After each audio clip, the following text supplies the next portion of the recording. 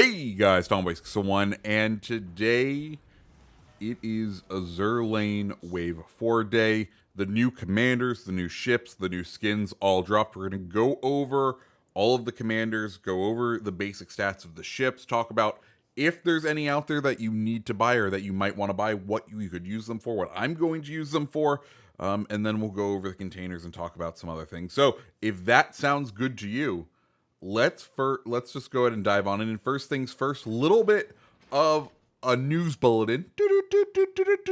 Yep, that's right. That's the news bulletin. Apparently, with this past update, there's been some changes to ship collision things. And what's happening is if you run into someone, the way ship collision works has gone a little wonky. The good old devs are aware of it. They're looking into it. Hopefully, it gets resolved. But there's a nice little bulletin for us today that the devs are aware. We don't need to keep telling them. They are currently looking into it. Okay, let's get into Azure Lane. So first off, if you need to know where to go, guys, it's a game. It's a free-to-play game. How they make their money, you go to the store, baby, and you head on over to that special tab, and this is where all of the Azure Lane content is held. You can buy all the 2 ships and the 5 commanders for 45,000 doubloons. You could also choose to buy individual crates. We'll go over the drop rates at the end of the video, just because I feel like that's an appropriate place to put it. But we can go ahead and talk about that later, because they have changed up the crates from how the traditional Azure Lane crates work. But I do think it's for the better, and that's because, well, the ships and also the commanders are available for individual purchase right out of the gate. And you're going to notice something about the commanders. They're selling 2 versions. One is the standard commander for 5,000 doubloons, which I think is the usual standalone price on the collab commander, so nothing new there. The other thing is, well, they will happily sell you a level 16 commander for 20,000 doubloons, and well, I want you to take a look as we go through all of these commanders and notice something about these commanders that hasn't been the case for all of the others, and you may see why they're choosing now to sell the 16 commanders, or maybe they designed them this way to make you want to buy the 16 commander. So anyway, let's go ahead and dive on in to the commanders. First up, probably going to be one of the stars of the show, or stars of this collaboration, is going to be Azure Lane, New Jersey. She is going to become the default American Battleship pick. I can just tell you right here, right now. What is the biggest thing American Battleship mains complain about? Accuracy and too many fires. And let me tell you, New Jersey handles all of that for you. You can see I'm currently running a little bit of a troll build with Cunningham and Arthas, and there's some other things I do want to try out. But her base trait is going to do freedom through firepower. That's going to boost the main battery shell damage when you are firing at a target over 10 kilometers, and that can go up to 5%. Then you get the standard accuracy commander traits here, flammable cannoneer, and gyrating drill bits.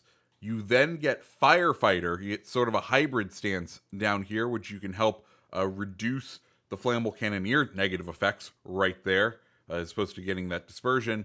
And then you have Don't You Just Love It, which... well, it lets you deal more damage when hitting Citadel strikes up to 15%, and it also helps with dispersion. And you still get Will to Rebuild. So just be aware. New Jersey, probably going to become one of the default American Battleship commanders out there. And American Battleships just got, I'm going to call it, a significant buff if they are running that commander. Next up, we have Azure Lane Chapyev, and Chapyev, bit of an interesting one. Base trait is going to increase chance of incapacitating enemy ship modules. Cool, makes it great up against destroyers and some cruisers. And then, well, down below you'll see she's going to boost damage to her HE shell damage in the final slot at the cost of chance of setting fires. Pair this with the new version of Chapyev that released with this collaboration, and you got yourself a very deadly boat. We'll go over that version, but basically it has its own built-in EOP, so you don't need to worry about running EOP. Kind of nasty, right? After that, we have St. Louis, supposed to be a French cruiser commander.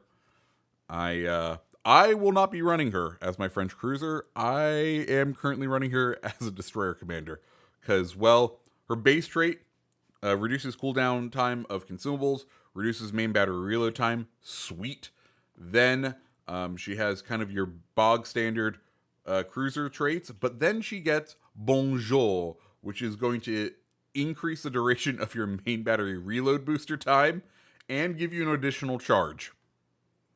Yeah, and especially with the recent rework to the French destroyers, you can see just how potent St. Louis is going to be. And then we have Azure Lane Neptune. Neptune, bit of an interesting one. Kind of a Frazier sort of deal going on. She's going to deal extra AP damage per percent loss with 0.1%, which I believe means that when you're down to 99, when you're down to like 1% health, you'll get 9.9%. So you basically can get up to a 10% buff to your damage. And then, well, her unique skill is going to boost her damage against destroyers and cruisers and reduce it against battleships. Cool. I'm wary of Neptune. I do want to play around with her because I feel like her base trait is just a flat damage boost. It doesn't say to what kind of ship. I feel like those will to rebuild battleships out there could have a nice 8% damage boost with her. Right? That would be a not so fun time. Getting an 8% damage boost if you're just sitting in will to rebuild. Just an idea for you folks out there. And then finally, we have Rune, and she all about the protect. Basically a full-on sonar build. Her base trait, cruiser, gun traverse speed boost, rudder shift time reduction, and then basically it incentivizes you to build fully into the sonar of your already really good sonar. Expose, you know it, but her unique skill is well-rounded armor.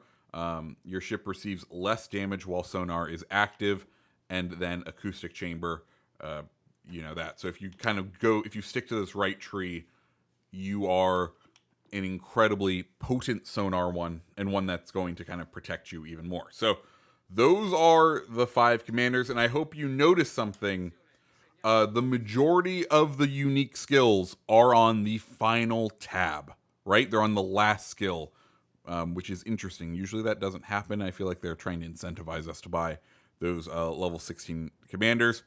That's just my thought. As far as the ones I would be targeting, I think they kind of go in order, literally in the shop, from most desirable to least desirable. New Jersey, Chapyev, St. Louis, Neptune, and then down to Rune. But given your gameplay style, you may have a different feeling on that, and let me know down below if there's a certain one that you think is better than the rest. After that, let's go ahead and talk about the 2 new ships. So we have first up Azure Lane, New Jersey, Iowa class. If you remove the camo off of it, it doesn't have a name on it, which is a bit unfortunate. She does look very sleek. She does look very futuristic, which I definitely enjoy. As far as what changes she has increased main battery range, base from 17.7 out to 18 kilometers. Her Sigma has been improved. She's more accurate, going from a 1.8 Sigma to a 1.9 Sigma. Her AP and HE shell velocity are both higher, which means you're going to get more overpens. And for all of that, she gets a 3,000 hit point reduction down to 67,000 hit points from your base Iowa, and a 1 second base reload time increase from your base Iowa from 30 seconds to 31 seconds. So, some pretty good trade-offs in there. Now, pair that with Azure Lane, New Jersey. You're also not going to be using Sims anymore, so you're losing a little bit even more health. But she slaps. You get into some broadside range. She's very deadly. After that, we have Azure Lane Chapyev. Chapyev is, well, maybe a little broken. I'm not sure. We'll have to wait and see. HE shell damage has been increased from 2,350 up to 2,850. And then after that, we have AP shell maximum damage has been decreased from 3,400 to 3,100. So boosting AP or boosting HE in order to get at the cost of AP. And the fire setting chance is down from 12% down to 5%. But this ship has has built-in IFHE. So you're taking a more than IHFE penalty in order to get some ridiculous pen on your HE. So, you know, you're all about doing damage in Azure Lane Chapyev, not about setting fires over time. Then we get into our unique skins. Sadly, I don't really have many of these cruisers, so we'll just have to enjoy them here in the port. Can't take them out for you. St. Louis looks gorgeous in that camo. I do have Neptune, but I haven't equipped it onto my Neptune yet. But here is what Neptune looks like.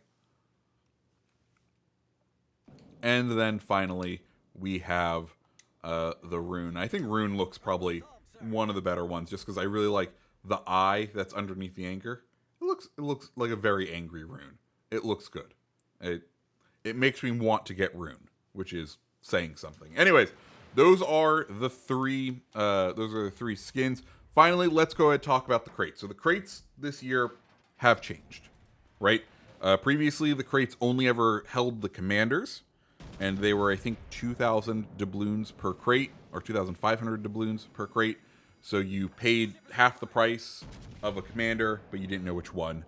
This year, they are more like the traditional crates, where they're all of the content in them. They are cheaper, but, you know, it's wargaming. They probably did this so that they could get a little bit more money out of you, because they did the math.